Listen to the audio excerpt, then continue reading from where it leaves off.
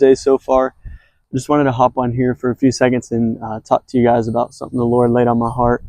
And I just hope you're blessed with it. But I had the topic of boundaries on my heart. I know it's easy for us to break our boundaries. It's easy for us to push our boundaries to the side, especially the world that we live in right now. But I feel like let's hop into the Bible.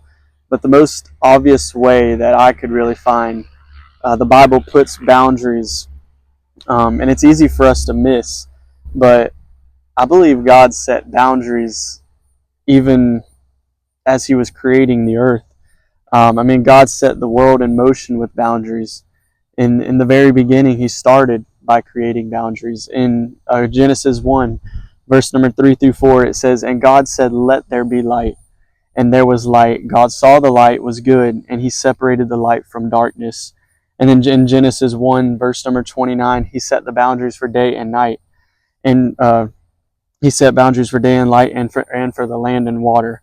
He also set boundaries for us. He told us what we had ruling over, and then what to eat and what not to eat. And then in Genesis is what it said in Genesis chapter number 2, verse number 16 through 17. I'm not going to get into all of that, but y'all know all that, that whole situation. And then Jesus also clearly demonstrated boundaries throughout His life. You watch His life on earth. He often set boundaries by showing us that we needed to be alone sometimes. Sometimes we need to say no to that invite. Sometimes we need to be alone and read. It tells us in Luke chapter number 5, verse number 16, it says, we read, "But Jesus often withdrew to lonely places and prayed." It tells us in Luke 5, verse number 16.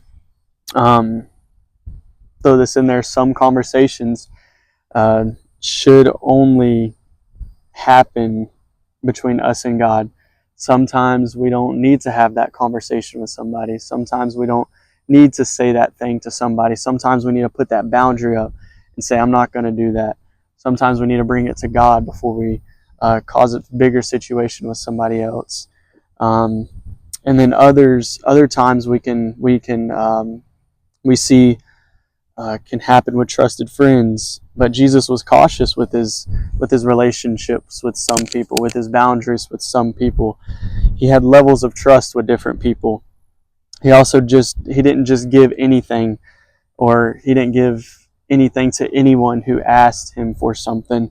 We see that in a story that particularly came to my mind and that caught my attention is when Jesus' friends, Mary and Martha, everyone knows the story, but they were frustrated with him for not coming when they asked because Lazarus had died. And the story is taught in so many ways, but what I noticed is how intense that conflict was, how intense everything that happened, but Jesus still held His boundary. If I really needed a friend, I would be so upset if they didn't really show up when I asked. If I really needed someone, but they didn't immediately show up when I asked them to, I would be kind of upset. I mean, it's human nature for us to be upset, but Jesus was showing us right here, He honored His boundary. He honored His own boundaries that He put up for Himself. Like it tells us in John 11, verse number 6, "So when He heard that Lazarus was sick, He stayed where he was for 2 more days, and showed up when He could. He didn't let some of His friends demand Him to go back on His boundary and to change His mind, even in a time of crisis, even in a time where they absolutely needed Jesus. He said, I have a boundary that I have to keep up. But instead, He came when He could. He didn't apologize for His boundaries. He set boundaries lovingly, and He set them intentionally. And I believe that we have the freedom to do that as well. We can set up boundaries to help us in our relationships with others, boundaries to help us just with anything really in life. And another story I also began to think of is Daniel. We know in Daniel chapter number 1, verse number 8, it says that Daniel purposed in his heart that he would not defile himself to the king's meat.